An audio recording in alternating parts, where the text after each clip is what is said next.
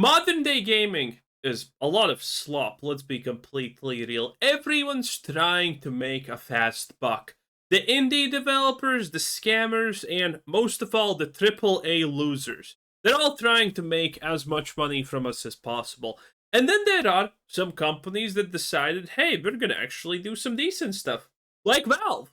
Don't get me wrong, they're still trying to make money. They still want to make money. That's why they have never tried to fix the loot box situation and the gambling on CSGO and whatnot. But still, one of the better and best gaming companies around, if not flat out, honestly, the best gaming company around, because they constantly do things that actually help our experiences become better as users of their site. And because of that, and this is where you get out the pencil and a piece of paper, or actually just open up a notepad at your computer, AAA, because none of you probably know how to write with your hands anymore, losers. And write this down. Gamers award their money to companies that treat them well. Very simple, actually. And we award Valve with a lot of money because they treat us well. They protect us. They make us feel nice and warm inside. I like them. You probably also like them. And that's why we give them money. Because we like them. And they make a good product. They make a good experience. They don't try to scam us. You know what the problem with shovelware games? As it turns out, it's actually got worse. Way, way worse. And today's story basically started off because loads of us, me included, maybe you, went to Steam NextFest, and early on in the most recent NextFest, no one knows what that is. We kind of saw it was a heap of Love Hotel, sign me in, Chief. I am there. This seems like the game that was made for me. slop, and that was really quite worrying. And look, for many of us, there's the fear of missing out. And that can come in bad ways from publishers, but it can also be quite genuine. The idea that if there is a torrent of slop games on Steam, that you will miss out on good games because they'll just be buried. It is becoming a problem. And the thing is, Steam actually knows about it. The sort of hidden angle to today's whole story is what Steam is actually doing and how the publishing. What was her name? Casey something? She does the international. She's hot. Actually works. But to set the tone, almost 19,000 games released on Steam in 2024. That number keeps going up, and by the time of the most recent NextFest, things really began to feel different. Oh, we need to make a video on Dune Awakening because, yeah, it's not looking good as much as I am hearing now. Many slop games, lots of just weird AI stuff. And Aftermath posted this. It's got a good headline. Steam users worry good NextFest games are being crowded out by AI slop. That's basically my experience of the start of this NextFest. But it's a long headline, and it ends with, the real problem is more complicated. And that's not just a tease to go and read the article. I mean, maybe it is that, but no, it's because it is actually more complicated. It's more complicated because Valve are doing something about it. And if NextFest felt awful to you early on, it's because you were kind of part of an experiment. I've also got a truly novel experience to share. It's Boot Dev who have sponsored today's video. No. To sort out what the hell was going on, Aftermath spoke to Simon Carlis. He's one of our go-to analysts as well. He runs a great newsletter. Now, they, and probably you, noticed this heap of slop early on in NextFest. Awful-looking AI-generated banner and capsule art, loads of shovelware games, and just... Oh, that is the most AI thing I have seen in my life. Fingers, completely awkward. Let's see, how many chins? Oh, wait, that's not the AI's fault. He's just Italian. It happens. Oh, there's a lot wrong here. Shovelware games, and just vibes that made Steam feel real cheap. I mean, if you love PC gaming and you do it in Steam, but you go to Steam and you just see lots of shit, that's just not going to feel good. But before long, it actually stopped to feel like that. We began to see less of the slop. And Simon frames it as a classic experiment. At the start, when you don't have data, you spread out impressions more evenly. And by you, I mean Steam here, right? And then, as you get that data, like click-through rates, download rates, demo playtime, and so on, you then begin to dole out those impressions based on performance, right? So basically, it's finding product market fit. That's essentially what the Steam algorithm does, by the way. It doesn't take long for Steam Like that's a very bad explanation because it will dull out impressions on not how good something is performing, but based on who's buying it. Okay? It assigns you criteria, you know? For example, porn. Yeah, that would fit up most of us pretty well. And then it dishes you out that kind of games. users' activity to basically discover near non-existent product market fit games because they're slop, they're shit, nobody wants them, so they've got awful click-through rates, people don't download the demos and they delete the demos. That shows Valve that they should not show that game anymore because Valve wants you to download games, to play games, to buy games, so showing you slop is against their interests.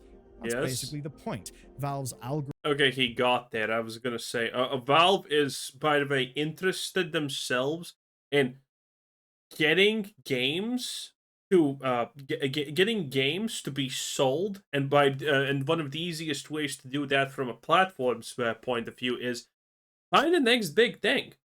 If people are buying like a million games and well, none of those games get more than 2 downloads, Valve is making money. But if there's one game that gets all of those million downloads, well, that's a massive thing. Now everyone is interested in that. People are covering it. People are talking about it. And more people than a million end up buying it.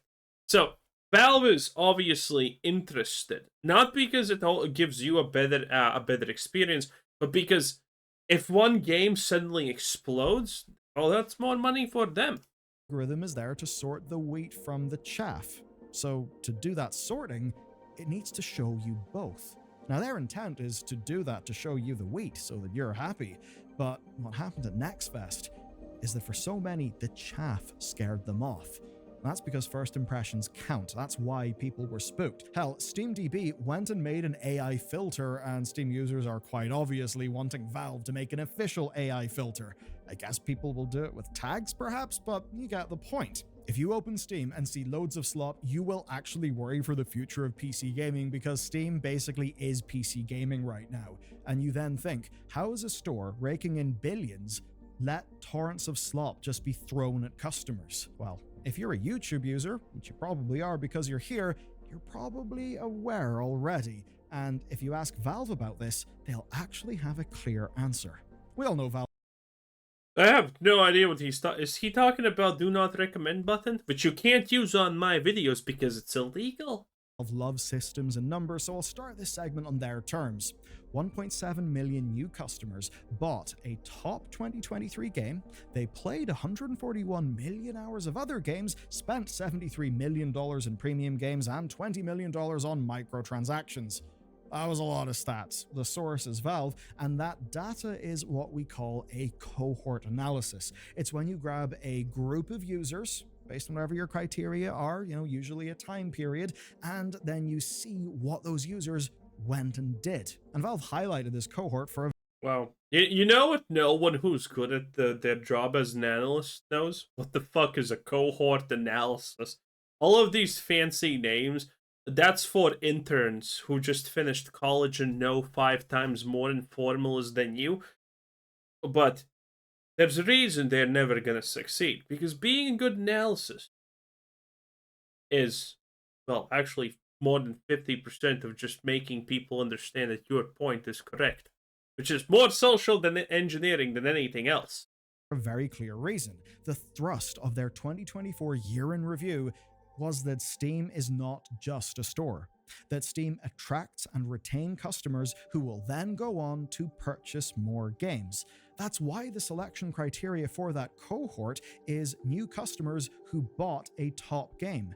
It's essentially Valve saying what is a top game, for though? their economy, the whole trickle-down thing really does work. It works at scale, and it works because their algorithm makes it happen. And that's also how they justify their 30%, which makes...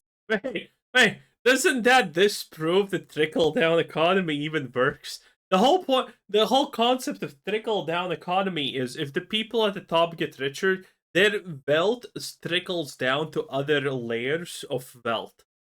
But it should happen naturally, by the people at the top becoming richer. But now he's saying, well, Valve actually is making this effect by curating and doing stuff. It's not happening naturally. Okay, so it's not that effect. Sense. Yes, you can put your game on the Epic Game Store and you can only have Tim Sweeney take 12%, Wow. but you're going to get no sales, Yeah. basically. Steam does, in fact, drive so many customers that Epic may as well not exist, at least in terms of it being a traffic source. And to Anyone remember when Amazon came out and said, we lost to Steam as being a game company? And me and everyone else reading that was, what? You're a game company? What do you mean? Well, I didn't even know this much. Well, of course you lost, considering no one even know you were a player. ram that home, Valve say the new game revenue is up 10x over 2014 and that it's up massively over 2023. Now, they then get a bit more granular in their numbers, and that's where today's video... Well, yeah, honestly, there's a lot of huge hits. Every single year, there's a lot more huge, big hits that, you know, just completely crush expectations. Black Myth Wukong, Helldivers 2, Space Marine 2, Baldur's Gate, obviously.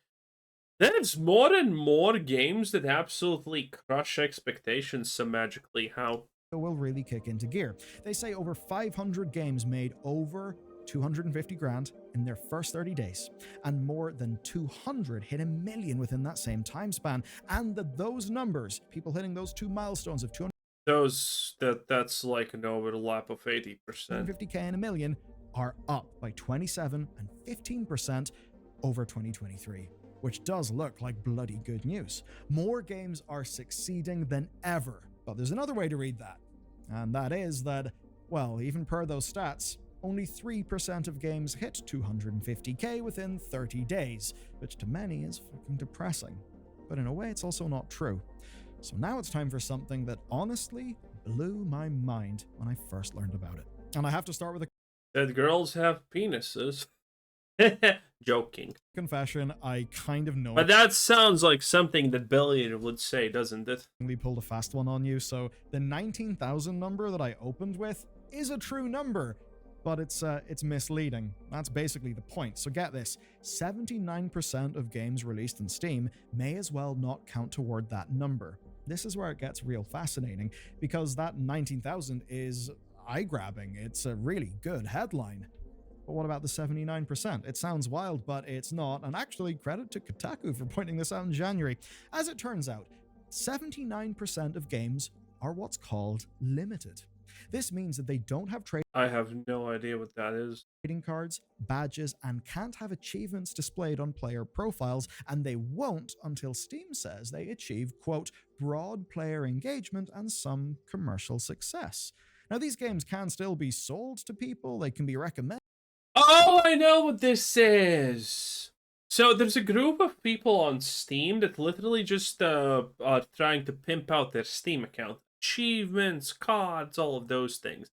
And those that existed. I don't know if it still exists. This was like, I don't know, 2-3 years ago, maybe? I remember hearing about this. I never delved deep into this. I never tried to figure out what's actually happening. But there existed a subcategory of games that are literally worse than AI slop that exist just for people to buy so they can farm achievements in those games for Steam. And that was a whole subcategory of groups. Literally shitty 30-minute games that have like 1,000 achievements in them. To people, but Steam basically does not acknowledge them otherwise. Here's where it gets interesting. We've got some analysis from Bill Young, who's the head of games at Twitch. So he found that of the 18,000... I'm sorry, are we gonna actually rely on someone from Twitch to make analysis on anything? 992 games that launched in 2024, 14,951 are still limited on Steam. And we're actually seeing that as the number of game launches increases, the portion of limited games is also increasing. That 79% is up from 2019's 66% number. Now, I know that I have just... Is it increasing? The percent seems to... I don't know. I'm looking at these bars, and I mean, it looks like the same percent. I know that I have just absolutely barraged you with stats, and I'm sorry. I know it can be hard to follow and kind of annoying, but they are all going towards somewhere. And our first order lesson of those numbers is basically this. Our feeling of worry, disgust, and FOMO during NextFest is actually fair because it is a real problem that we are seeing. But Valve already thought about it because the algorithm already deals with it. NextFest, in fact, had so much new that for a very brief period, we had a glimpse into the true hell of raw, unfiltered Steam. But before long, the store algorithm learned. Kebab shop simulated. I mean, the Germans are going to be thrilled. And the slop was filtered out. And to understand this, let's hit some of those numbers again. Valve count new release revenue as anything within 30 days of release. So what we can do is we can take a look at the week starting February 18th. Okay? SteamDB says that 385 games were released that week. 385 is obviously a lot of games. That comes out to 55 games a day. Some are slop, some are adult, some are clearly student projects, but most fell into Steam's limited category. Now, can you imagine falling into that category, right? I mean, that slop is filtered out by that category is really good. What about false positives? What if you fall into that? Well, if the Steam algorithm feeds us a tailored personal reality, then what are we missing? Actually, this gets to some things that are fucking scary. So, to work it all out... Yeah, I'm kind of lost. I don't exactly... I don't understand where he's trying to go here. He's trying to go and give us some kind of a UFO point for, like, the past 3 minutes now. A bit deeper. As customers, we've got a fear of missing out on a great game, and as devs, well, we're afraid of being wrongly limited. So let's work the problem by breaking our sample week down a bit more. Of the 385 games, 20 were premium games with over 1,000 followers, which we know because we highlighted them in our members' newsletter, which will be linked below. Anyway, there's a mix of AA, AAA, indies, a whole bunch, and accepting King of Fighters getting completely wrecked over networking, which I suppose is pretty typical for a fighting game. All of those games have at least a 75% user rating. In fact, half are above 90. Yes, half are above 90. That seems absolutely insane and amazing until you think about it. Steam's job is to show you things that you will like. So assuming it's got enough games to work with and enough people to match those games too, Steam will identify winners and grow them. Ish.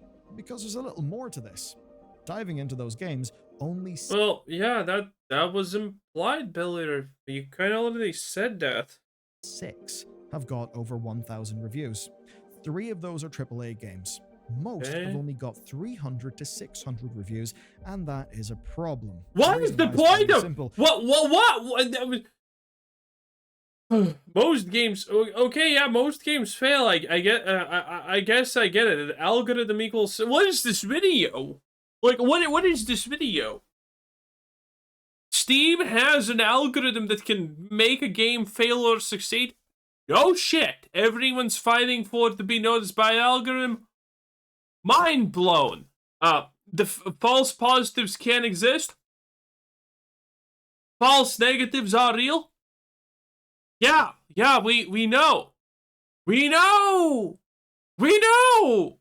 Anyway, that was Billard. I'm getting tired of this. I'm like losing myself. Anyway, bye!